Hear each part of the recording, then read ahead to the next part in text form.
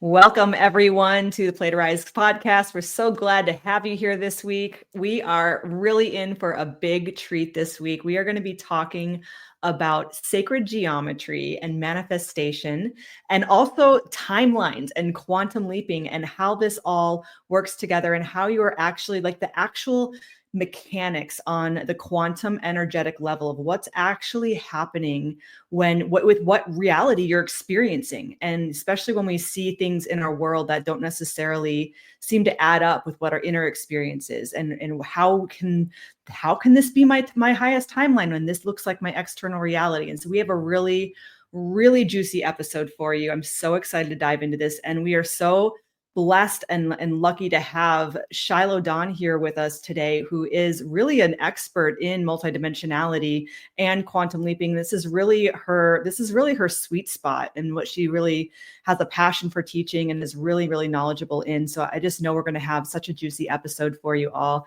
And welcome, Shylo. I'm so excited to dive into this with you. Thank you. Yeah, I'm so excited to dive into this topic because when we truly understand the power that we yield within us, we become unstoppable. And I say that in a way of really getting to create and dreamweave our dream life. And there are different aspects and roadmaps that really assist us in achieving that. And there's many tools to help us to achieve that as well. And I love talking about sacred geometry and bringing this knowledge back online because it's really nothing new, right? Our ancient ancestors, ancient civilizations all over the world, like if you go to ancient Egypt, or you go to a place, an ancient city like Chichen Itza in Mexico, these places, these ancient ruins all over the world, they're embedded with sacred geometry. And so they knew the power that this really technology, right, this energetic technology yields. And so sacred geometry is the key to all manifestation. And the baseline in that is that it is the foundation of sacred architecture. And so when we think of everything as being energy on an energetic level, how is it the foundation of all manifestation? Well, everything that comes into our realm of existence is coming from a higher dimension, right? And so we can think of it as, right, we're getting downloads or thoughts or ideas. It's coming in as light, frequency, sound, vibration.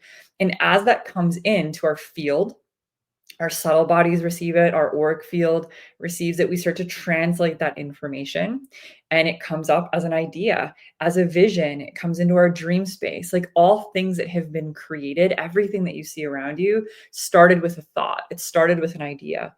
Well, where did that really truly come from, right? It's coming from these higher realms, and we're receiving it, and then we get to choose if we're going to do something with it, right? And so as that light, frequency, sound, and vibration is coming in from these higher dimensional realms, which are not so dense, not so material. So when it actually hits the density of the three-dimensional realm, it starts to create formations.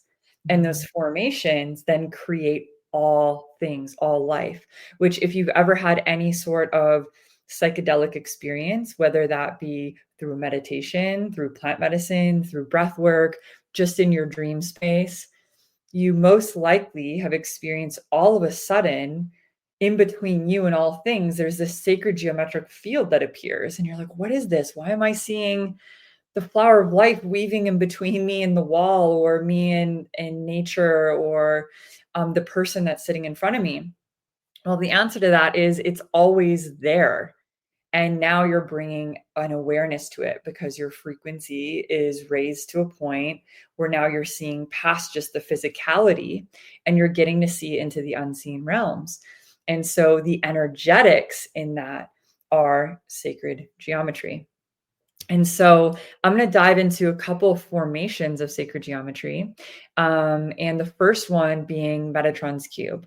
And this is one of my favorite ones to work with because the power that it yields And we're going to get into some of the light and the shadow aspects of this, because with everything, right? A message that my guides give me often is, and this is like a corny line from Spider-Man. It's like with, great power comes great responsibility. And we can chuckle at that.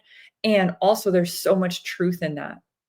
Right. So Metatron's cube, which I'm actually going to pull it up here just so you can take a look at what this formation actually looks like. And so if you're just listening, you can go and Google Metatron's cube. It'll pop up immediately and you can take a look. But if you're watching on YouTube, please take a look at this formation right now. And I want you just to take a moment here and to just be with it and tune into, is this the first time you've seen this? Have you seen it many times before? I know for myself, this symbol just started showing up for me, like randomly showing up everywhere in my life. It was like calling me forward to learn more about the energetics. And so I'm gonna actually just leave it up here for a moment while I'm speaking about it, because what you can see is there's 13 circles, right? And if you know anything about what Ava and I do, right, it's all around the power of 13. The 13 frequency is the original blueprint of the human that's coming, the original human coming back online. And what that means, right, is we have 13 strands of DNA, right? There's 13 levels of dimensionality leading up to our higher self, right? There's, I don't want to dive too deep into it because it can get juicy, but if you're interested in the power of 13, we have a whole episode on the power of 13. Go check that out. You can do a deep dive. It will not disappoint. Trust me when I say that. I know I'll both say the same thing. But you can see there's 13 circles here, and those 13 spheres are actually pillars of light connecting the heavens to the earth. Basically, it's a bridge to these higher realms. It's a bridge to your higher self. And those 13 spheres also connect into the angelic realm as well. And so there's a lot of light and the frequency of unconditional love. And, I could do a whole podcast episode just on this symbol. And so I'm not going to deep dive too much into it. But something that was downloaded to me through working in the unseen realms with Enoch is that when Enoch ascended the city of Zion, there was actually a shift in the way that reality was actually formed through these sacred geometric symbols and formation. And when Enoch ascended into Metatron, Archangel Metatron, and ascended the city of Zion, this symbol was then embedded in all things. And so what I mean by that is Metatron's cube holds all 5 platonic solids. So that means that the 5 platonic solids, right, being air, water, earth, fire, and ether. And so as it was embedded in all things, this symbol is the energetic makeup of all life and also the unseen realms, energy, right, ether. And so it was embedded in all life and all things to give us a clue that we can actually tune in. Like, this formation is actually embedded in your DNA.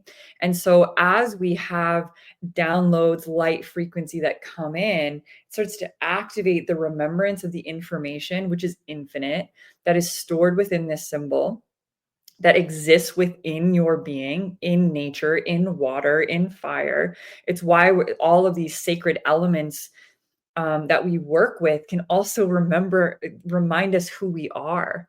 Right? It's why in indigenous, people are so connected into nature, right? Nature is their temple because the information is embedded in all things. And so we can get it through going within. We can get it by stepping into nature. We can get it by being in the ocean. We can get it by communing with the fire. Right? We can get it by communing with ether. And so there's so much in here for us to discover, and it can be this self-discovery process as well. And so it was embedded in us as a roadmap, as a blueprint to teach us or guide us through this ascension process. And so if you're feeling called to this symbol, right, there's something within it for you to learn, to deep dive, to be with.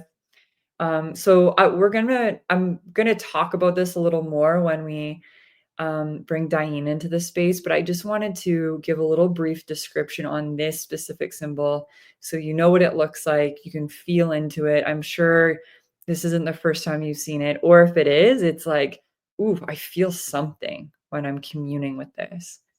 So I'm going to take it off the screen now. And is there anything that you want to add to that, or anything coming up for you, Ava, before I move on to the flower of life? Yeah. So, like it's just interesting how that was your download. Like that's not something you're going to just find.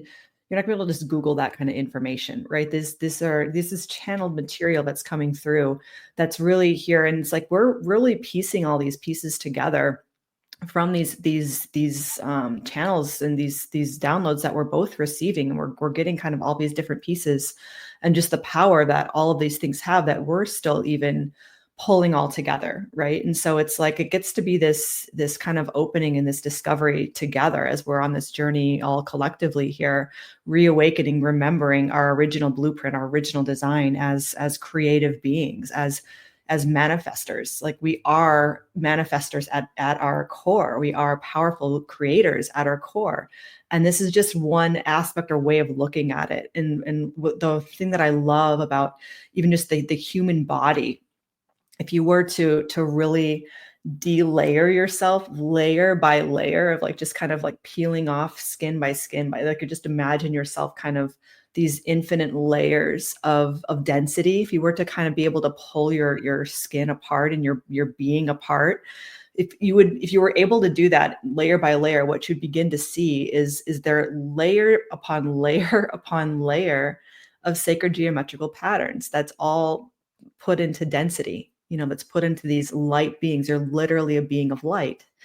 And so it's just interesting that even our patterning as these quote unquote, how DiYeena likes to say, meat suit, this density that isn't actually dense at all is really these light formations that are held together through this magnetism of our creative willpower, and that we're actually getting to choose these, even the shape of our own form, right? Is we're literally breathing life into our form.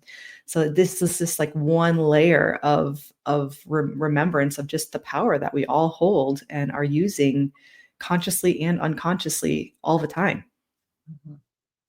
Yeah, so beautifully said. And that's a great point of like, this is channeled information, right? And so as I just had you tuning into that symbol, like tune into it, ask what's there for you, believe in your ability to also be this conscious channel that's tapping into this incredible wisdom that the universe holds and yields, and then it really does exist within you. Because as I was saying, as you pull the layers, right, it's literally all of these patterns, and we can see how all of these patterns are laid out, right, in our everyday life as well. Everything comes down to these patterns. And so I'm going to then go into the next place with that, because when we even think of like the next formation that we want to speak on is the flower of life. And you can actually just see it right here on, what would you call this? The backsplash, or Yeah, the backsplash of it's all over our branding. So all of our, that design that you see on everything, on our logo, on the backsplash of this page, for those of you that are on YouTube, it's there. It's the symbol that you see there. It's the what do you call that, over the overlapping pattern of the circles that interlink. I didn't want to use a backsplash because I was like thinking that's something that my mother would say, and I just don't like it's like in the right realm of age that we're in, but it works. Okay, perfect. So the sacred geometric formation of the flower of life, it is it's in all of our branding, and we utilize it and we bring it in because it really is this powerful seed of all creation. And within it, we can utilize this formation to manifest and weave in the power of creation, because within the center point of the flower of life, we have the 0 point of all creation, where creation itself is birthed, exist out of. And that's the place where we're receiving that information and those downloads. It's coming from the 0 point, right? It's this ever expanding consciousness through the universe that's really living through the lens of our experience and our being here. And so whatever it is that you desire to create gets to be created, and it starts through that center point, which is then the seed of all creation, right? And the center of the seed of all creation is the Vesica Pisces. And so these terms, right, are really tuning into the power that exists within this. And so, you know, we've really been tuning into, okay, how does the flower of life co-weave with timelines and quantum leaping and manifestation and all of these pieces? Because, right, as the flower of life comes and weaves together, it connects all things, right? And so it also brings us into this unified field. It doesn't matter how far, right? If you're in the center point, all the way on the very edge of the universe or on the edge of existence, it's still weaving through, right? And so these patterns that we speak of, right? These patterns create this divine design off of each choice point. It's how the divine design and free will weave together. And, you know, we've done a whole deep dive podcast on that as well. So you can find that if you want to tune in a little bit deeper. But what we will say on that is that every time you make a choice, and if we saw it on without the density, right, in more of an energetic kind of taking the veil out, we can actually see the energetics of what's taking place. Every choice point you make, every step forward that you take, it illuminates a pathway of the formation of the flower of life. And through that choice, through the free will of the choices that you make, then this beautiful, intricate divine design is then created, it's illuminated. And then from the next choice point, again, there is a divine design that's and then illuminated from that pathway. And it makes this beautiful sacred geometric formation. And then through somebody else in the co-creation, right? In this collective consciousness, they're making a choice point. It's then illuminating. And then you'll notice that they start to weave and web together, which is how we have our own individual experience that we are manifesting and creating. And then we have this collective co-creation, and we're all co-creating with the divine, God, source, universe, whatever you want to say in that, because that is the design that's coming off. And we're just choosing to be in the physicality, walking it, experiencing it, feeling it, moving through the process of it. And I feel like there's some pieces that you want to say on that as well, Ava. We're so tuned into each other. It's fun. But what I was going to say is that what I'm being shown as you're talking actually is that our forms, our bodies are actually they're dancing right along with this pattern. So it's like you can see it's not so linear, like you're stepping and all of a sudden there's this pathway in front of you, the way that we think of like walking down the street. It's like it's coming out from your heart space, the same pattern, the same flower of life in this geometric pattern that's literally rippling out infinitely in all directions. And so it's like it's not this linear pattern, but it's actually this multidimensional thing that's happening all around you, and that is connecting in with other beings as well. And it's creating this ripple out in all directions and all timelines and through all space and time.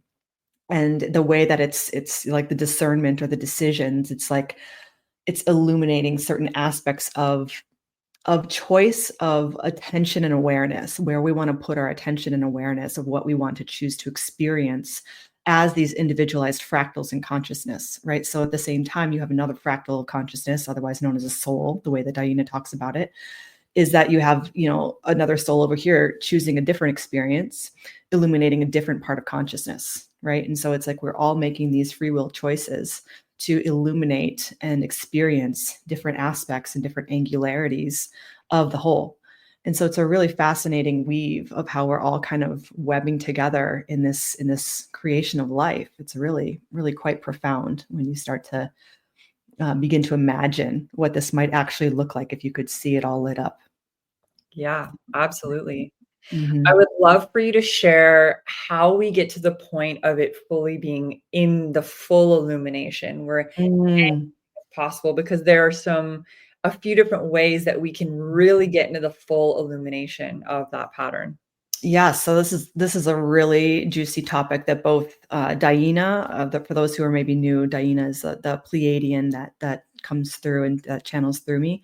Other beings that come through, one of the other ones is Magdalene, and both of these beings have shared similar aspects or similar thoughts around the ways that we choose the ways that we manifest, right, which was kind of touched upon, is either through this decision making and this activation of the certain aspects of the pattern of consciousness, where we get to illuminate our choice points, right, and we get to actually move forward from that space. And what they were saying, so I think this was specifically Magdalene who was talking about this, and she said that when you're having sex, she said in the moment of divine union, and I think this is, she didn't use the word orgasm here. And I think that there is a specific reason for that. I think orgasm is included in this. And what I'm intuiting through kind of reading between the lines is it feels like what she's speaking to is the aspect of divine union itself. So when the masculine and the feminine energetics, it doesn't mean necessarily man and woman necessarily, or male and female, but the polarities, right? The masculine and the feminine polarities are activated.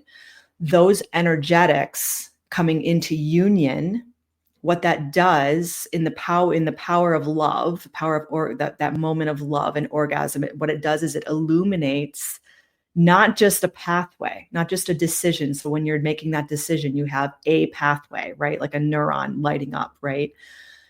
You have a pathway that's choosing to light up in consciousness of what you're choosing. When in the moment of sex, in that moment of union, the entirety of creation illuminates the whole freaking thing.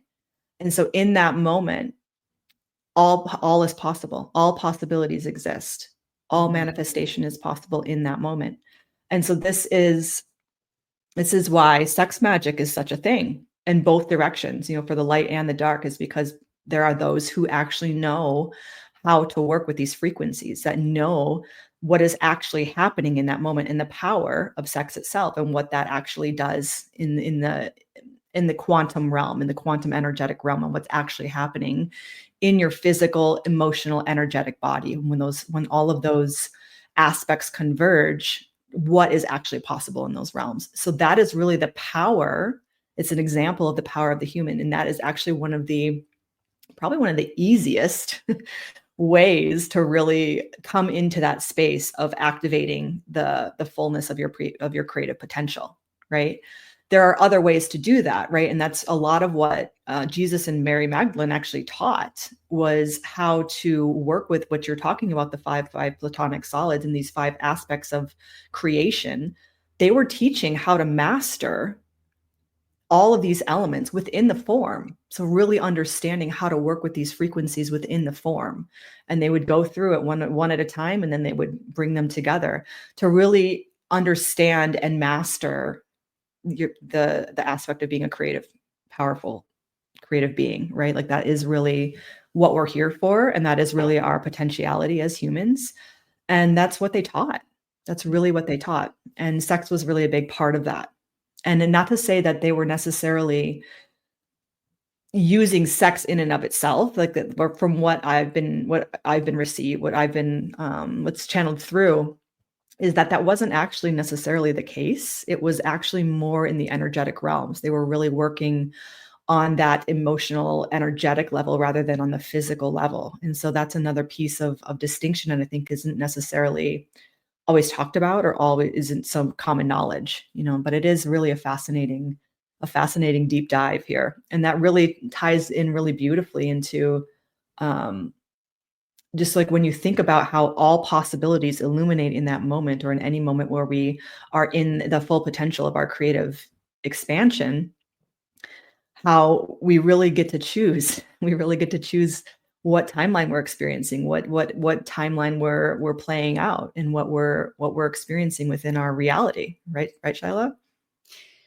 Exactly. And this is how, right, a buzzword of like quantum leaping, timeline jumping, right, manifestation, the true pathway in that is really coming into an empowered state to remember that we are these powerful creators, and that these are ancient teachings that are coming back online through the light and frequency that we're embodying more of that, and it's coming online just as you were speaking, right? The energetics and Jesus and Magdalene really teaching the embodiment of these energetics, the platonic solids within, really tuning into the power that we yield, and the different pathways to really tune into that. And you spoke into the emotional aspect of that, and that this is one of the biggest one of the most important points that I would really like to make in, well, someone asking, well, how do we quantum leap, right? I've tried manifestation before, and my external reality still isn't matching the internal state that I'm feeling. And one of the important parts and pieces of that is making sure your emotional state is in resonance with the highest timeline or highest version of self. And so all of you, the wholeness of you, really needs to all be in the same resonance. And so, this is even the work of Dr. Joe Dispenza, which is why he loves doing walking meditations. If you've ever looked into his work, and he's actually done a lot of the science behind this, because we can be in meditation in the morning and be visualizing and be breathing and tuning in and really feeling this highest timeline, highest version of self. And that's great. And that is part of it, right? It's part of what we teach. And so that is the baseline to it. But then when we go about our day and step into life, if we're not in the same resonance, right, we can get pulled out of that quickly, right? The emotional state can really come through within the day. We're being triggered or overwhelmed over here, whatever the aspect that might be coming in. We're still giving our power away. Maybe we're still not speaking your truth. And there's aspects of where you can really tune into your reality and say, well, what is not in resonance with my highest self? Question that I ask myself, and I try and be as conscious as I can in this with almost every decision and choice that I make throughout the day, is, would the highest aspect of myself be choosing this pathway? Right. And so the times where it's like, I want to say yes, but I'm going to say no, or I want to say no, but I'm going to say yes. Oh, I'm back home for Christmas with my family, and they're doing that triggering thing again. And instead of using my voice and creating some healthy boundaries, because that is what the highest aspect of me would do, I'm just going to stay quiet. And so because of this emotional charge, we usually falter, we fault back to the default of the internal frequency of the old way of being. And so it keeps us actually anchored, or I think Ava used the word, and I really like this, hooked into that timeline through the emotional state. And so knowing that your reality is always going to mirror back to all of the places that you are not yet free. And when you can come into an empowered place and remember that all of life is happening for you, and if there's something that's less desirable, that's still not matching that highest reality, that highest version of self, or that highest timeline, know that it's here for you. Because when we also do that quantum leap and quantum jump, those identities, those old identities that belong to that old timeline. Like I once in an experience where I was doing a big timeline jump, quantum leap, where I was in the multidimensional realms. I was in the ether. The message that came through was that my old life was going to cost me my new one.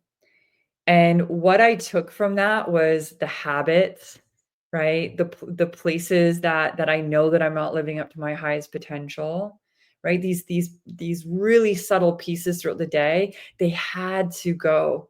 They had to be laid to rest. They had to die or be alchemized, as I like to say, because the ego sometimes doesn't like the word death. It feels too permanent. So the ego can kind of cling on. So I like to really bring my ego in for this experience, going, we're actually all, you're coming along with me. I need you, right? In the human experience, we need the egoic self. It's part of it.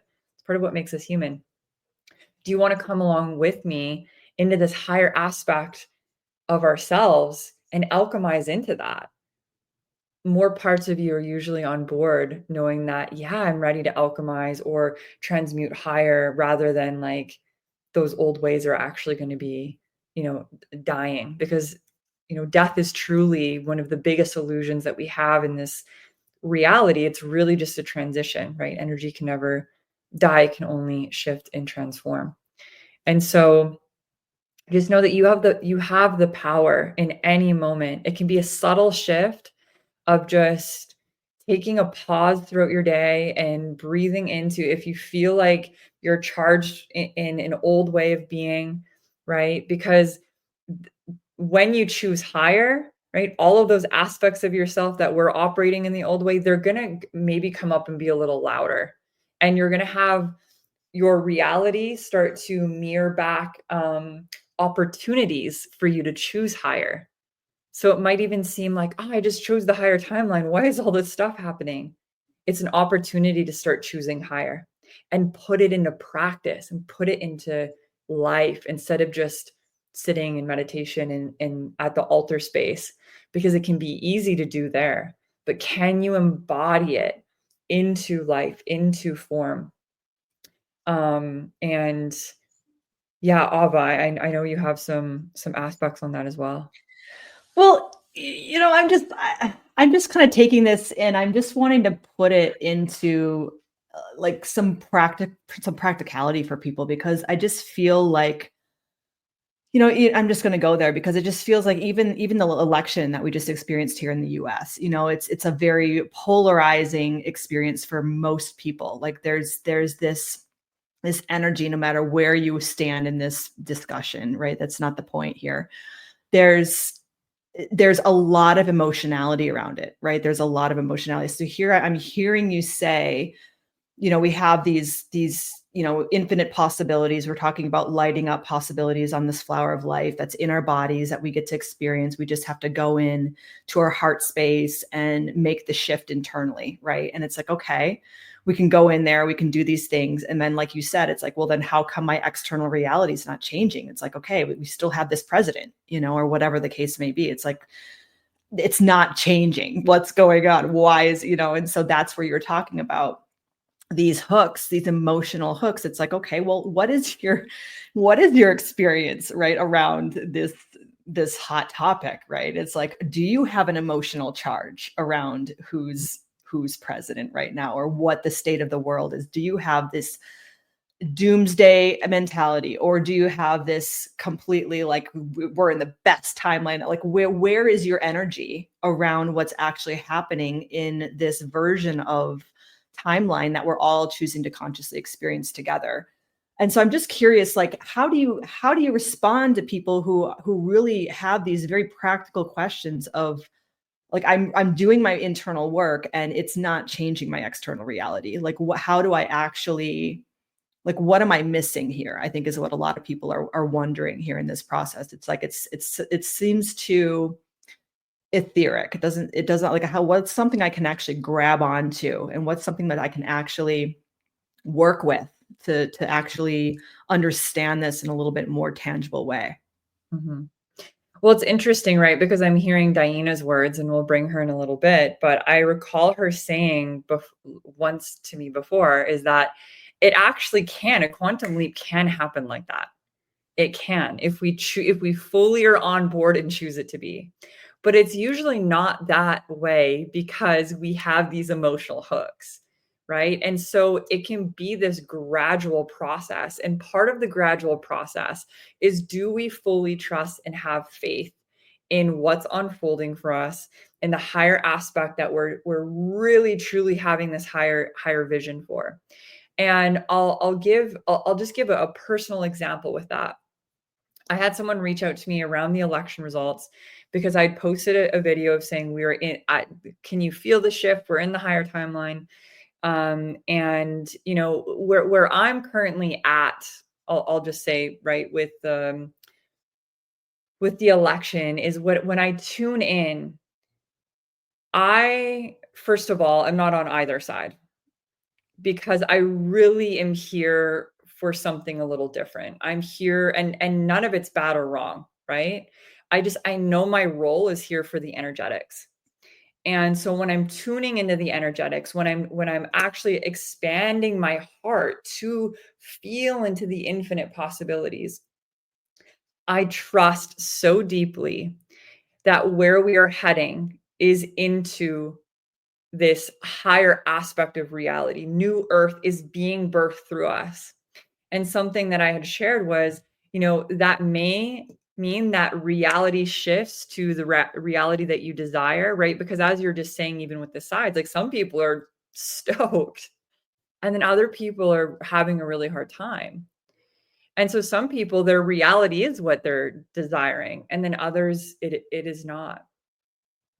And so within that aspect, it's, just what I'd shared earlier of your reality is mirroring back to all of the places that you were not yet free. And no matter what is happening on our external aspect of it, is that there's a gift in it for us of what is the emotional charge here that I'm feeling. If it's disempowered, where can you then shift that and bring yourself into an empowered state? Right? If it's a place of fear, can you start to shift out of a place of fear and into the frequency of love? And that was what DiYeena was sharing with me. DiYeena was saying that it can, because I had a moment a couple of years ago where I felt like I was on this lower timeline and it was doom and gloom. And DiYeena was laughing at me and she said, she took me through this process and she said, close your eyes and come into your heart. Can you feel the frequency of love? And I instantly said, yes. How does it feel? Peaceful, beautiful. And I'm in that frequency. And she just said, there you go. You just shifted yourself into the higher aspect. You're now magnetizing in through the frequency that your heart is, this electromagnetic field is pulsating this reality back to you. And it can be that easy. But then we fall out of that again because the emotional state hooks us back into the fear, it hooks us back into these old emotional wounds. And so what I would share with that is really tune into where the emotional charge is. And that is the gift to go in and start to alchemize and do the deeper work to really come into an empowered place. Because when you're in a place of where nothing outside of me can hold power or reign or any of these aspects, we really do become, in a place unstoppable individually, right? It's having fearless faith and certainty in what is unfolding. And I'll say, my life, especially in the last couple of years, everything has dissolved. Everything that I thought was my highest timeline and the higher aspect of life completely crumbled down around me. Talk about tower moment after tower moment after tower moment. And what that brought me down to was this place within me of I can see the higher divine pathway and maybe my individual place within me that's having this human experience isn't quite understanding, but that my faith in my higher self leading and guiding me, knowing that my higher self can see the bigger picture, and I keep hearing the message of what is unfolding for you is so much greater than what I could ever have even dream weaved myself, right? So even when we're dream weaving, the message in that, right? Because then it's like, well, then what's the point of even dream weaving if something is then like weaving with me? But it's being in the frequency, right? And so that's part of the aspect as well when we're quantum leaping in manifestation. It's coming into the frequency of having the felt sense of, this is the vision that I'm having. This is the emotional state that I would have within my being if it was already here, right? And now I'm going to take some aligned action points towards that, keeping myself in resonance. And now I'm actually letting go of attachment to where, when, why, who, completely letting go. And then you open up to that infinite possibility, the infinite possibilities that Ava was talking about, how that sacred geometric formation, the flower of life, literally just illuminates And then we get to dance and surf in consciousness. And guess what? It gets to be fun. It gets to be expansive. It gets to be exciting. And you actually just get to continue to follow your joy and what feels good and what lights you up. And what you'll realize is that you have been led down this pathway that is leading to the highest aspect of self in the highest potential. And so it's coming back into that resonance and certainty and faith. And that is what has continued to lead me down that pathway. That's so beautiful. So well said. And as you're saying that, one of the things that's coming up for me is this piece. I was at an expo this past weekend doing readings and whatnot, and there was this woman who had a reading, and she, like many of the people actually that weekend that had readings, they were bringing up fear. They were bringing up the fear of the uncertainty in the field, in the conscious field, and in the with the election and everything else, and she was raising that concern. And she said something really interesting afterwards. She was like, I feel all this fear, but then there's also this little piece of me that actually feels excited. Mm-hmm. And DiYeena went into the discernment, and this is really important for everyone to hear, the discernment between this imprint, this collective imprint that a lot of us are experiencing here, that is available for the entirety, but not everybody's choosing to play with it. But a lot of us are this imprint of fear and worry and doom and gloom and all this thing that's really amplified by social media and news and everything else. Like, it's really pumping that into the field. So that's there. It's almost like this cloud over the field. But then if you actually tune in underneath that imprint to the actual frequency and the actual energetics of the timeline that we're on, that's what she was tuning into. A part of her actually was able to tune into the actual frequency of where we're at. And she was like, whoa, this is good. Like, we're actually on like this amazing trajectory. And so it's just being able to actually discern, like, for your own self, like actually getting out of that frequency of the mind where the worry and the doom and the gloom live, right? It's actually a little bit of a disembodied place, and actually feeling into the form itself and actually getting into that heart space, getting into that 0 point frequency within the core, and actually allowing yourself to be in that space of tuning in the deepest way. That place that Shylo is talking about, where you are fully empowered because you're fully embodied and you're fully connected to what's reality, to what you're choosing consciously, right? And you're in that place of conscious choosing because you're connected into that heart space and that frequency where you do get to actually move and experience whatever reality it is that you're wanting to choose, and whatever you're wanting to experience. And that's that place. And so I just will bring that up because I just feel like it's helpful for people right now in this time where it's so easy to get lost in that cloud, in that doom and gloom space, and just to recognize that it's actually different than the actual energetic of the timeline itself. That the fear is an imprint and it's not the actual timeline. Yeah. And I love how you just spoke into that, right? The fear is the imprint. And, we can think, and this is a place for you to really tune into where the places that you're giving your power away and leaning into the fear that's not actually even yours, right? Because that is really what takes place when these big collective, right? The big worldwide stage. Yes, there's a reality of a real thing happening, right? Like the choice of a president. And there's a lot of agendas around it as well. Can we pump as much fear as we possibly can to get everyone confused and scared and pointing the finger at each other? No longer connected to, what did we talk about in the beginning? The formation of the flower of life, the unified field where all creation resides. They're disconnecting you from that through fear because now you're not in a unified state, right? You're on this side or you're on that side. Same thing happened 4 years ago, right? Are you doing the thing? Or are you not doing the thing? And so it's all about this disconnecting from each other.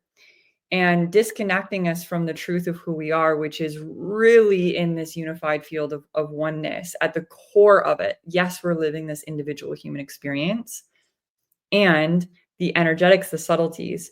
And so that sort of agenda actually pulls you out of your ability to create. It pulls you out of your ability to be in your power, and it creates confusion and distortion. So I love this story that Ava just shared, because, you know, the woman that did this reading, she had fear. But when Ava really brought her into her heart and said, well, what's underneath all of that?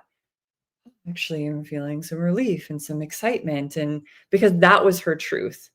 The fear was imprinted from outside places, right? And so this is a place for you to, not for us to tell you what is right or wrong and what to believe or not to believe, or what side to be on or what not side to be on. This is all about reminding you of your power and all of the subtle ways that you give your power away, because that is truly when you can come back into wholeness, you can come back into power.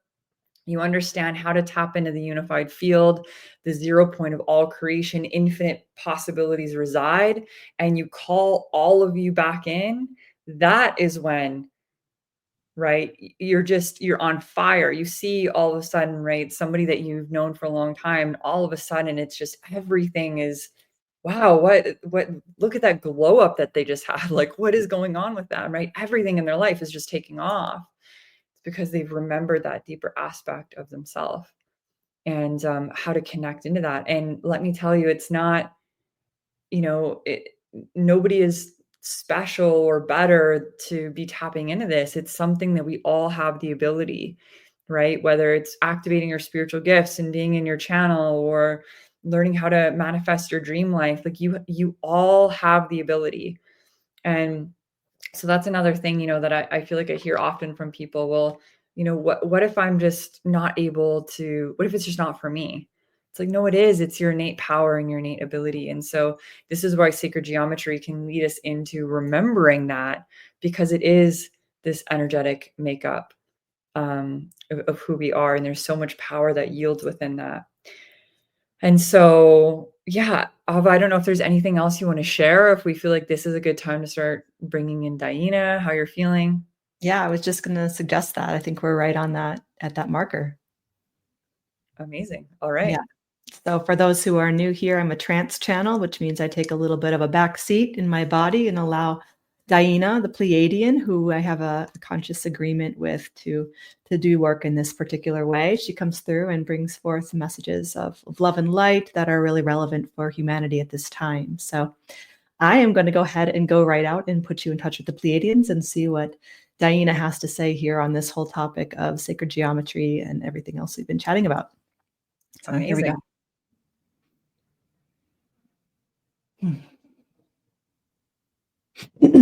Greetings. This is DiYeena. You see, the Pleiadian family, and we are here. We like to say first to bring the love. You see, especially on day like today when we are having such a hot topic. You see, we like to make sure that you all know that we are really in that frequency of love and the light. You see, and also of the earth. You see, we are going to, if you have your little sip of the earth drink we like to have together, you see, you can raise your glass. Now we will be drinking together. I have no idea what we are drinking today, but we are going to drink it. Isn't that wild? You see, most time you go and you say, well, what is this we're having? Or you make it yourself. You see, DiYeena just gets to like a crapshoot. You see, we never know what we're going to get, but we trust that the Ava would not give us something too disgusting. You see, so we are going to take a little sip and see what we have today. Well, you must have been talking for quite some time because it's a little bit cold here, but it is still delicious. You see, we can taste a little bit of rose, perhaps a little bit of herbaceousness. This is very sweet and delicious. Not sweet taste, but just sweetness in the frequency. Well, very lovely. We trust. You can type in the chat. If that is a thing, we don't even know if this is a thing on the what we are doing. But if that's a thing, you can tell us what you are drinking too. You see, maybe that is not a thing. If it's not a thing, then we'll just let it go, you see. But if it's a thing, let's see it, because we would love to hear what everyone is drinking, because it is so fun, you see. It is a good way, you see. to get connected and see, and maybe get some ideas. Maybe we can give Ava some new ideas of recipes, you see, for DiYeena. You see, that would be very nice. Or you can maybe get a little bit mailing address and ship her your favorite things, you see, to drink. You see, we're just giving all kinds of suggestions now, you see. We're going to maybe get back on track, you see. We're talking about the formation of life, you see, the formation of life, you see, which is infinite in the form, infinite in the constructs, and infinite in the possibility. You see, this is what we are chatting about. Is this correct? Yes. Yes, my dear. So there are plenty of ways to go in this conversation, infinite in fact. So where would you like to go, my dear? Or do you want to just riff like we usually do? Yeah, I would love to just riff on, what we've really been speaking on is the power of sacred geometry and understanding these patterns, and really the purpose and the intention behind that is to empower our viewers to remember that they are these powerful creators, that they have the ability to bring and illuminate the infinite amount of possibilities for them to tap into. So anything that you want to share on that, anything that's coming up, and then I have some other questions that I can ask a little later. Yes, well, you had such a nice discussion so far. It's very good, you see. And what we'll add to it, you see, is the intentionality behind whatever it is that you are, whatever direction you are moving into, especially when we are using the specific of these symbols. You see, we are using within our own form. You see, we are using that apparent outside the form, which is really an illusion. You see, there is no such thing. You see it outside the form. You see it is all you. You see, but you want to pretend we can do.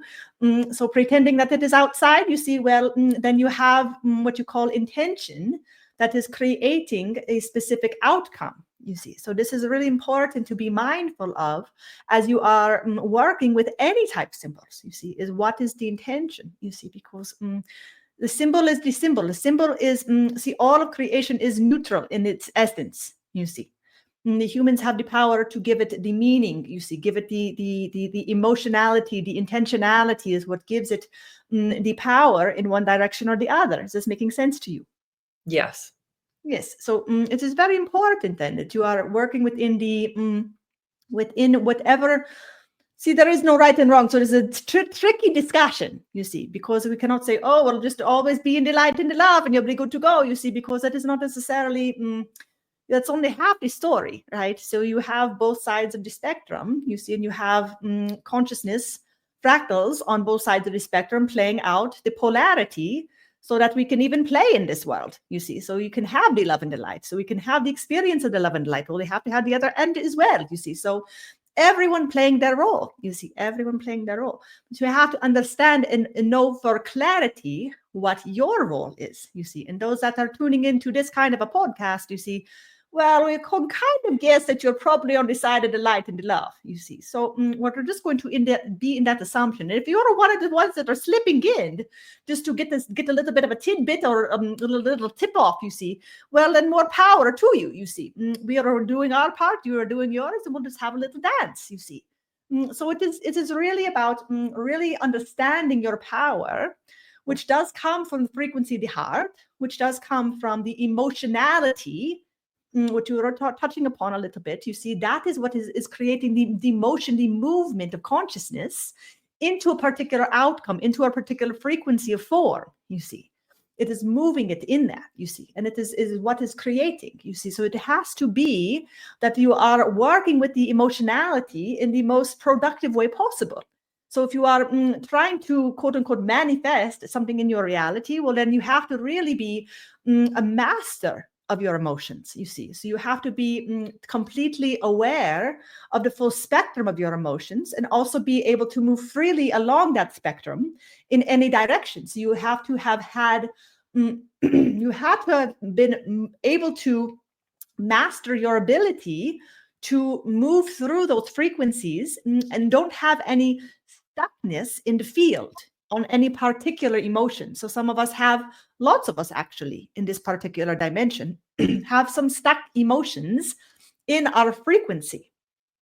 Repressed anger, for example, repressed grief, for example, repressed sadness, you see, repressed worry, you see, or cyclical worry, for example, things that we are holding on to because they are serving some particular purpose, you see. So the worry keeps us in a particular state of being and gives us an illusion of control over the situation. For example, it's just one example, you see, but we are working these emotions and we are not free of them.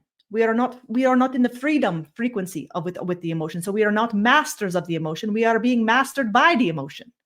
Very different, you see. And so you have to be able to, first and foremost, free the emotions in your form that have been stuck in there. And the way that they get stuck is because they have you have given them a job.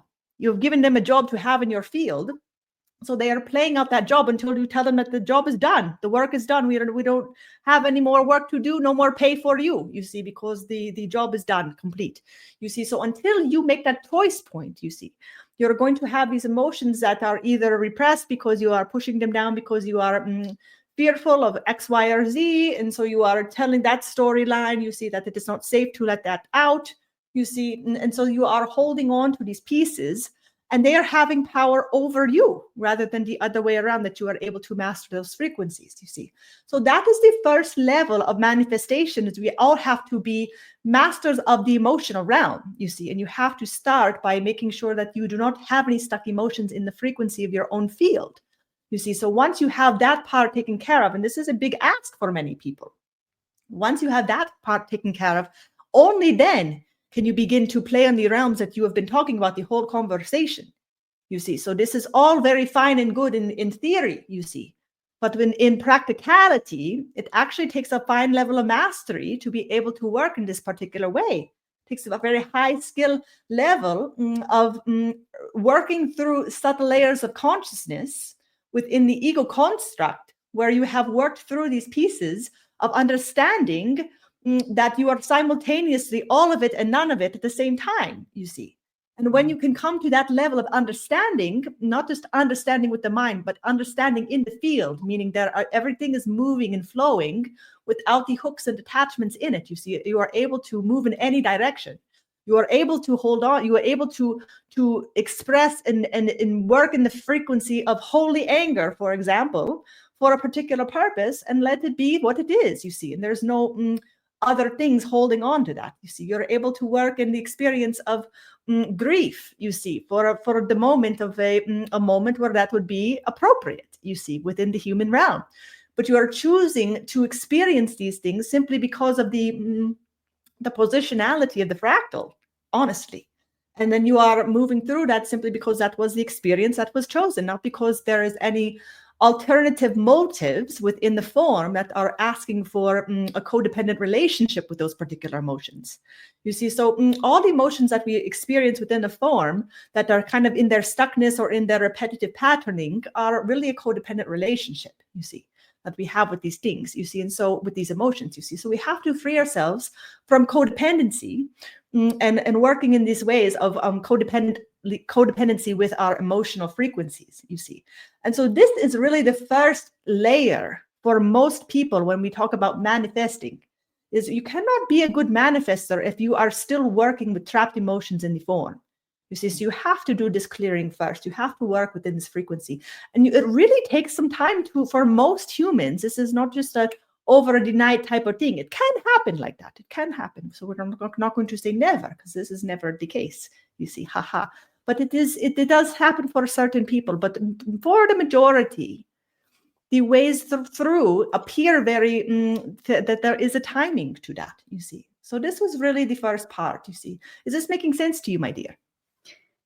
Yes, absolutely. It's really learning how to create the space within, because even to tap into the 0 point of all creation that we're even, expressing, it's creating some space to even know how to navigate, to tap into those aspects. And that's through feeling, that's through diving into the deeper healing work. And, we can even call it, shadow work, which is like the buzzword for it, of really going into the depths of the places that these emotional places are really hooked into, to release that out of the body, so that when we are then in this maybe expanded consciousness and awareness, that we can move freely through life of still experiencing grief and still experiencing these emotions that are coming up, but we're not actually in a codependent relationship anymore. So we're not hooking that emotion into anything. We can just simply feel it and let it move through and release it. And that allows us to create the space to be tapping into this expanded awareness, like you said, we're everything and we're nothing and everything in between. Am I getting that correct? Precisely. And that's the secret ingredient, you see. So that is the actual power, you see, is the ability to channel the emotions without the attachment, you see. So it is actually the power of it, you see. So the stronger the ability you have to pull through the emotional frequency through the form with no hookies, you see, it's really clean. You see, the more you're able to hold that in the fullness of the frequency, the intensity of it, you see, the stronger the manifestation power is. You see, there's more power, there's more ampage, you see, to work with there. So it's like revving up, you see. There's more light frequency going on there. There's the higher heightened emotional capacity, which is what moves it through. So it is really the necessity of it, you see. But if there are still the hooks, you see, well, then it's like having your hair caught in the drain, you see. There's nothing going very far, you see.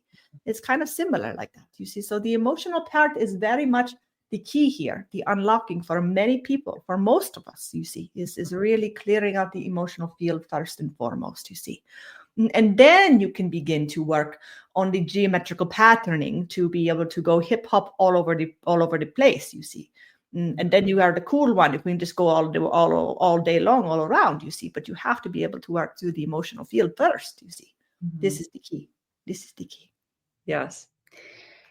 Yeah, absolutely. And, I know that from my own experience as well. When I really started to deep dive into all of this work, the first thing that came forth was I must stop utilizing all of the things where I'm numbing myself to not feel, so I can really go into the depths of feeling everything that is here for me, so I can start to create the space to even have the ability to go into these aspects and places.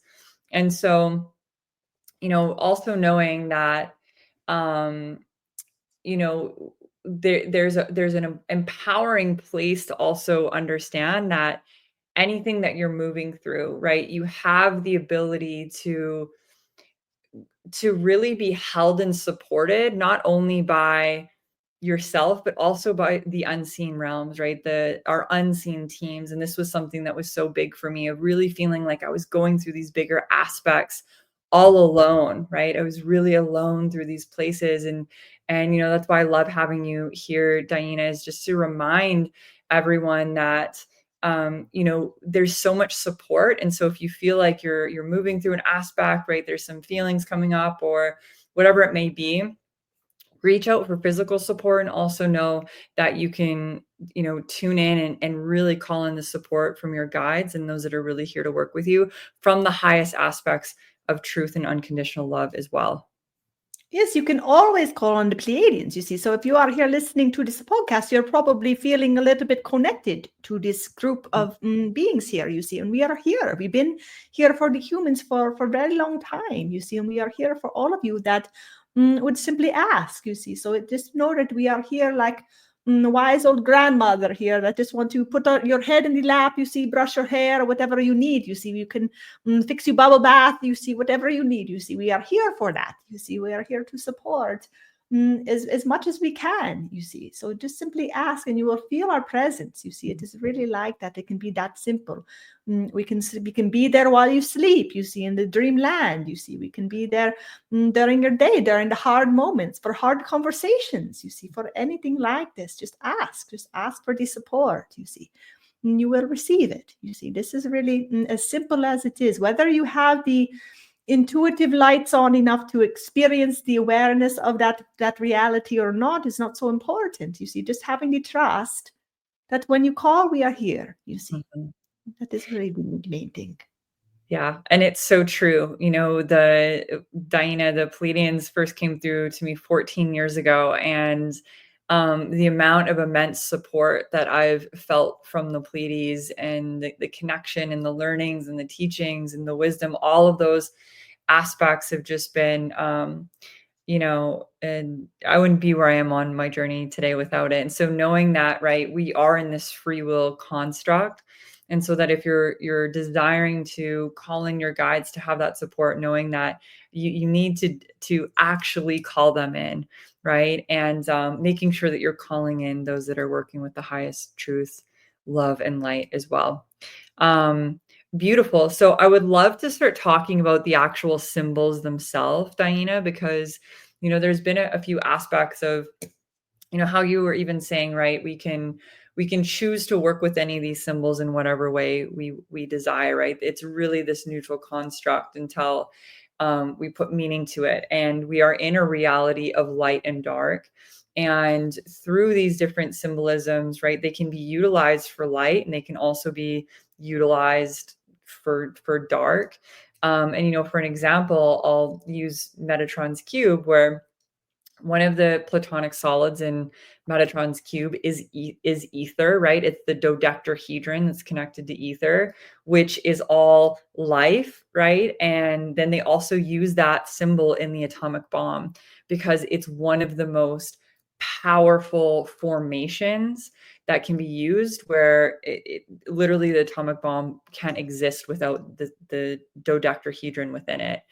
And so that just shows how powerful, these teachings, these symbols are, and then what is the intentionality, what we're pouring into it. Are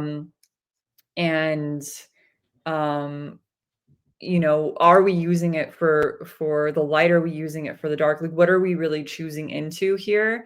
Because it's my understanding, right, that the darker aspects, the more shadowy realm, kind of in this this three-dimensional realm that we're in, they know a lot about all of these, they're using all of these tools. And how we were even speaking earlier of understanding how to use, sex and union to really light up the whole grid of manifestation. There's darker agendas that know how to use that in a distorted way as well. And so, I guess my question in this is, what do you have to share about the symbols themselves, especially around sacred geometry? Is there anything that you want to bring up when I just share that aspect of, like, it can be utilized for the light and for the dark? Yes, my dear. Well, you very much said it, you see. But what we'll say, you see, is the same thing, you see. You have to understand that when we say that infinite possibility, we really genuinely mean it, you see. We genuinely mean it. So you think about all the symbols in the entirety of creation, you see, in all the different worlds, light language, you see, all the different Reiki symbols, you see, all the different symbols of the letters in all the different languages. You see some of them having power, some of them not so much. You see some of them very activated. Some of them, very used, so some of these symbols that we would consider sacred images, you see, like you say, used for both the light and the dark, you see. So within all of this, you see, it is really, you have to look at the frequency of the pattern itself, you see. And a lot of this can be done through meditation itself, or simply the contemplation of the images. So if you're looking at these symbols, these images, they begin to come to life, you see. If you really, truly ponder the frequency of these formations, you see, whatever the formation, there is a frequency to all formation, you see. And so you have to really be willing to tune into the frequency and the power of that potential, because it is all potential power, because again, it is all neutrality until we choose to do something with it, you see. But there's still power in the neutrality, you see. But whether it gets to go to the light or the dark, is what coming from the emotionality, you see, and the power that we put behind the emotionality. So the intensity, you see. So you would see that the vibration, right, the frequency, the energy itself You see, that is what creates the power itself. So you have a lot of it, all of a sudden you have a bomb, you see. Or you have a lot of it, you are lighting up the entirety of creation, you see. It can go in either direction, you see. And so you have to look at, so you have the spheres themselves, you see, well, that is creating, it's looking at what is happening there. Where is the energy going, you see? Where is it going, you see? So it's sphering around and around and around, you see. So it is going in a specific directionality, you see. It is going in a specific movement, a pattern of movement, you see. You look at the dodecahedron, you see, you have the angularity, for example. You have to look at the actual, what is happening there within the frequency of the angularity, you see. So you have to be really willing to go into it and feel into the power that these forms have, you see. And really feel into the frequency of the movement of these particular forms. So what directionality are they moving into? Feel into the symbol themselves of what directionality is happening there, you see. What is it really, what is the potential of utilizing that symbol for creative power, for creative direction? If you were to put an energetic, an intention, and an emotion behind it, feeling into what the creative potential could be within that particular symbol, you see. Because it has to do with the movement and consciousness for the particular imprint of the symbol itself, you see. So we have all these different symbols. And you're right, we have light agendas, we have dark agendas, we have neutral agendas, we have it's a mixed bag, you would say, mixed bag. So you have that. So you can say that all the symbols, you see. Reiki is a great example. And this is not maybe so well known, you see. So we'll talk about it, you see, because we overheard your conversation a little bit, and we have brought this up recently on one of the inner circle, the little shows that we do for the membership. You see, we had a little conversation about this one, because the Reiki symbols, you see, not so much, they are very heavily used, you see, right? You get on the spiritual kick, all of a sudden you're like, oh, going to be a Reiki master. That's probably the first thing we do, right? To get the check box on that. What we say, okay, now we are a Reiki master, we are very spiritual, right? This is the first thing we all do. Okay. So this is something that was known by certain agendas, that this is, okay, this is low-hanging fruit. You see, people that are maybe just getting going with it, maybe don't have the depth of the spiritual understanding quite yet. You see, they're still a little bit newbies. You see, not everyone, you see. But in general, this is kind of the trend, you see. So the symbols themselves, originally, very, very powerful. You see, very, very powerful. Since then have been tampered with slightly, you see, maybe not so slightly at this point, you see. So there's some residue around these symbols, you see. If do not use symbols willy-nilly. If you're going to use symbols, any symbol at all, we recommend that you first and foremost are clearing the frequency back to its original blueprint form, you see. And you simply just do that by asking it to be so, you see. You just clear any frequencies there, any imprints, you see, so that you're just tuned into the actual frequency of the energetics itself. So you're not working with anything that's been put on top of it, any kind of thing. So we were talking about imprints before, no overlays, you see. So you're not working with the overlays. So with the Reiki, you just want to work specifically straight with the source energy. You don't need to go even use the symbols, you see. Just be in that frequency of that fiery love and light, you see. That can be the healing frequency and force, you see. If you're really, really attached to using the symbols, you find them very, very useful, you see. But just knowing that there is some tampering, you see, that has been done. And so you have to really work with care to make sure that you are cleansing out those frequencies, you know, of the distortion. And this is true really for most symbols, that there is distortion in the symbols, you see. So we would recommend that all symbols, that you are really working with the purity of the form itself, you see, and that you are asking for any imprints to be removed, you see, as you are working with them. And this is really true for anything, you see. And then you are working with the purity of it, you see. And so you can create any meaning you want with any symbol, you see. We have created meaning with many symbols, and there are different meanings for same symbols. How can that be? We have this all the time. You see, one One group over here will say that this symbol means this, another group over there will say it means that. Both are accurate because they give it the meaning, you see. You see how this works? So then you can have the same thing having two completely opposite meanings because enough humans have given power, emotional energetics to make it be so, you see. So you can use any symbol with that power, you see, because you are the one that is the power. Isn't that the fascinating part? Yes, and that's a reminder for everyone to remember how powerful that they actually are. Precisely. That's the whole point. Yes. That's the whole point, my dear. Beautiful. So thank you for sharing. Thank you for sharing that about symbols and just reminding everyone to really clear the symbols, bringing them back into the original blueprint, and really being mindful of the energetics when you're, even learning or getting attunements, the agreements energetically and spiritually that you're agreeing to, that there is a purity within it. Now, I have a question for you, DiYeena, and this is something that came forward to me some time ago.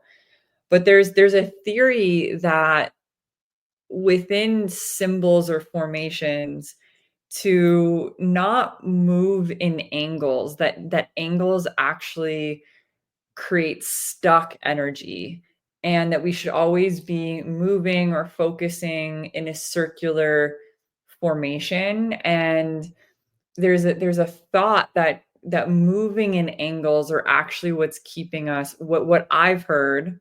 And I'm just going to share what I've heard, not that I believe this, because I feel like it is a disempowered kind of thought pattern, but that moving in angles through the formations of symbols, I don't even know if this is going to make sense, but this is just kind of something that's come through, not my channel, but from outside sources, is that it actually keeps us trapped in this three-dimensional construct. And so I don't know if that makes sense, or if you can speak into that, or if you want me to say that in a different way. Well, it does make sense to me. Yeah. And we can understand how one might hypothesize that, you see, or maybe even have that experience, you see. But there are some assumptions that are being made here. Like the triangle, for example, just to make it easy for somebody. Sure, we can use the triangle, you see, for example, you see, because it's not a circle. You see, these are the two things. So you're looking at the what you had up, the Metatron's cube. You see, we have both of those kind of things, you see. So you can look at the circles, you can look at the triangles, or the dodecahedron, or however you want to look at it. You see, you have both options. You see, you have the roundness, you have the edges there. So what do we have here? Do we have light and dark, good and bad, right and wrong, all in one thing? Well, of course you do. Of course you do, because it is the whole in the sum and the whole, right? It is the all in the nothing in the all. You see, it is the macro to the micro. It is everything in one. You see, all in one. Everything is a reflection of everything. You see, so it is all. You cannot have one without the other. You cannot have part without the whole. You see, and you cannot have whole without the part. You see, and so within that context, you see, you're asking about the angularity specifically. You see, and the potentiality of stuckness within dimensionality, and you could say that is particularly possible. You see, it is partly true. But you are making the assumption that is a negative thing. You see, that is not part of the design. You see, so what we'll say about that is that you are that is when we come to any kind of angularity. That is what we were talking about, is decision point. You see, within the pattern of the whole. You see, and this is for any form. You see, is when there are angularities. Everything is either an angle, a line, or a circle, right? You either have curved or straight line within the entirety of the form, you see, one or the other, you see, but you cannot have creation without both, you see. So you have to have, you cannot say that only the curved lines are the good ones and that the straight lines are the bad ones, you see, because then we have, it's not quite the balanced perspective, you see, because you have both within both, you see. So you can look at it both perspectives. You could say, well, the curved lines are the bad and the straight lines are the good. You see, we could do it that way too. You see, you could do both ways.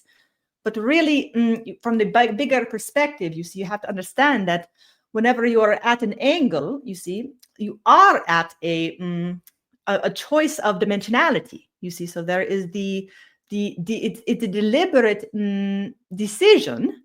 That is the thing, you see. It is a deliberate decision to experience that particular dimensionality within consciousness, you see. How long you choose to stay? Some make a big heyday of it. They go hang out on the beach and sip margaritas for a long time, you see. Others, they just get on a jet plane and they just pass by very quickly, you see. So it just depends on what it is that you are wanting to experience as an individualized fractal. But it does not mean that you are getting stuck and that's a bad thing, you see, or that you're getting trapped in that particular dimension and that is a bad thing, you see. It is really we always have the free will to move. You see, it is really simple. It's not that you're in a sand trap and you're getting sucked into the quicksand and you cannot get out, you see. That's not happening. You see, it is not like that. But it is a point of choice. You see, it is simply a point of choice, you see. And it is a point where you have the option to stay a while if you like, you see, if you choose, you see. But it is not doomsday. You do not have to stay there forever. And this is where we talk about with the doomsday with the president and all those things earlier, you see, that is the option depending on the emotionality of it, you see. So also if you are holding in a specific emotion, especially if you are having a negative experience of, oh, I'm trapped. Well, then guess what? You are trapped, you see. See how that works? So we get to create our experience around that. And you have the choice to play it in that way, you see. You also have the choice to play it of, oh, I'm going to go and have the margaritas on the beach, you see. And perhaps that is fun for some people, you see. So it gets to be what you choose it to be, you see. But it is not so black and white doomsday or yes or no in that particular way. Is this making sense to you, my dear? Yeah, it makes total sense to me. And, I love how you just explained all of that, because the feeling, so this was, somebody had shared this with me, and then I did a little research and was like, oh, wow, there's a big group of people that feel this way. And so I'm going to tune into this.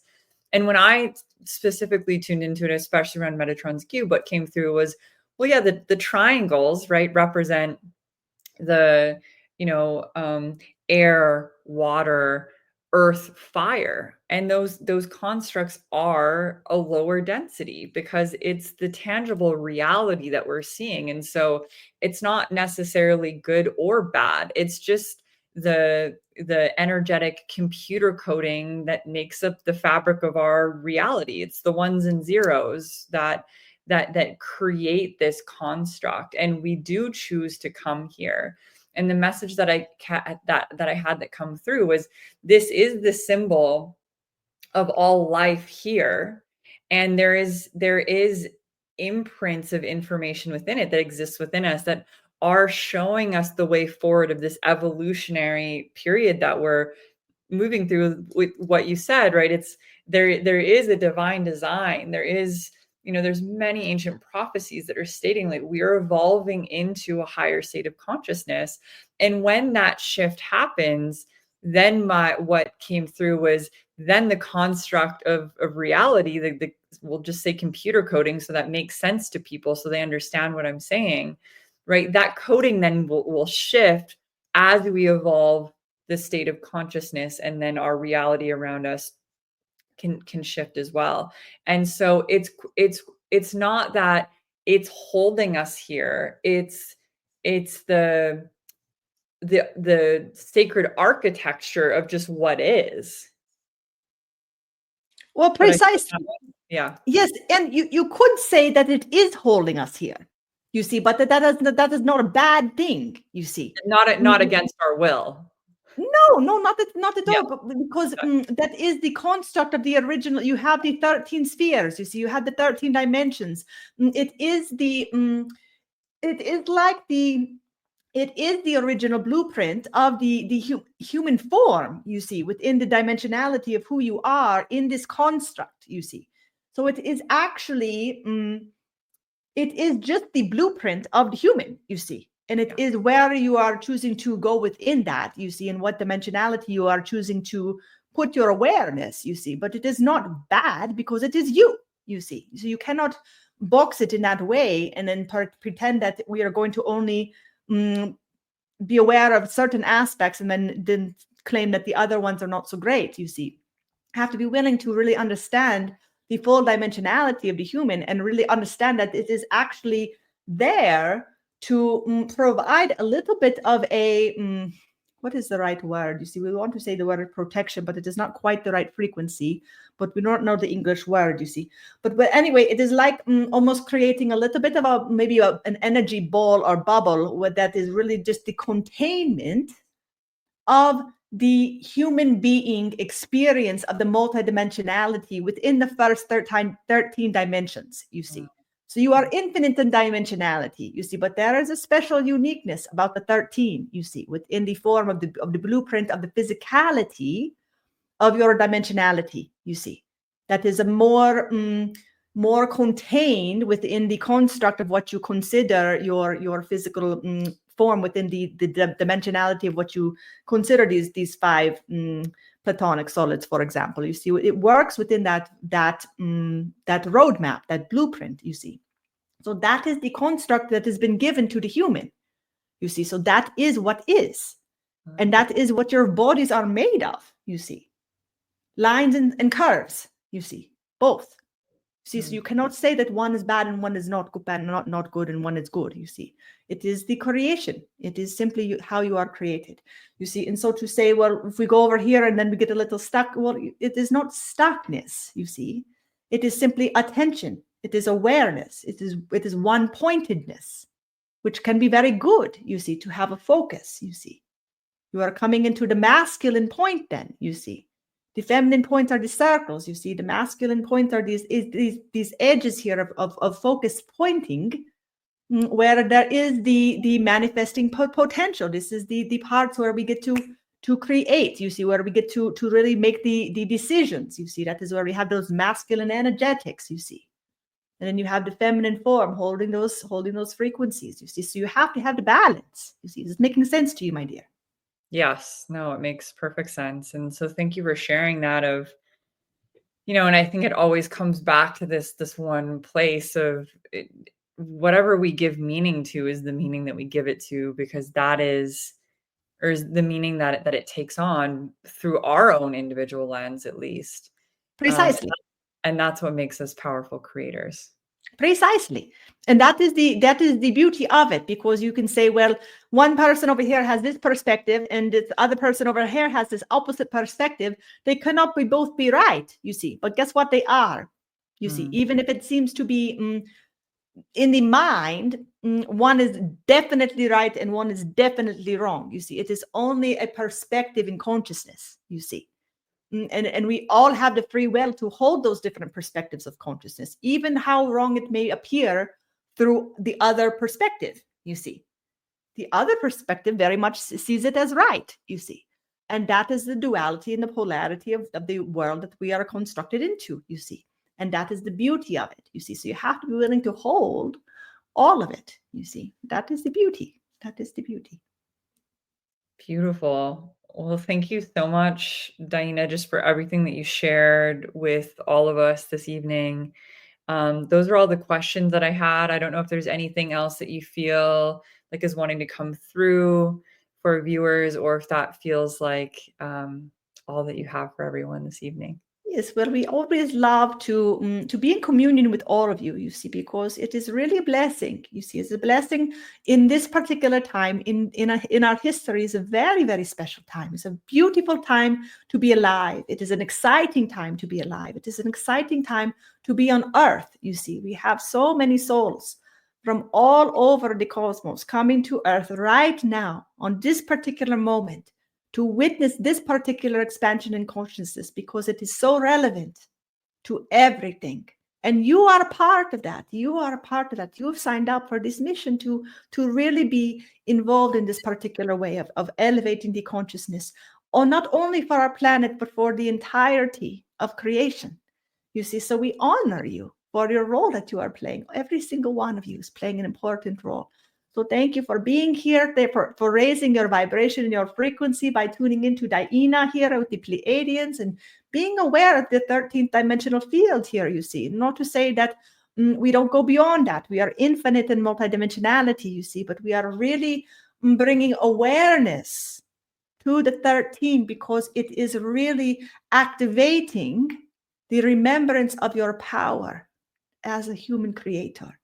So may you be blessed to be in the power of your original form. May you be blessed to be in the power of your creative endeavors, and may you be your powerful creators, and may you be illuminated in the love and the light, to be really blessed to be creating what it is that not only you desire, but what we co-create together here in our new earth, as we are all raising in frequency to match that frequency that is already here. We bless you all very much from the Pleiadian family of light. Beautiful. Welcome back, Ava. Thank you so much, DiYeena and the Living Ma, just sending them all so many blessings. Thank you all for being here with us this evening and tuning in. As DiYeena was speaking into, we have an online membership. So if this resonates, if you want to dive a little deeper, if you want to come into more of an intimate experience, the information for that will be down in the show notes. And Ava, is there anything that you want to end with? I just want to say that I just trust that this message was exactly what you needed to hear today, and just blessings to all of you for being here and being a part of this collective experience.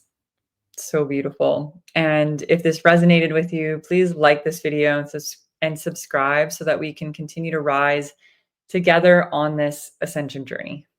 And we'll see you all next week on next week's episode. Bye, everyone.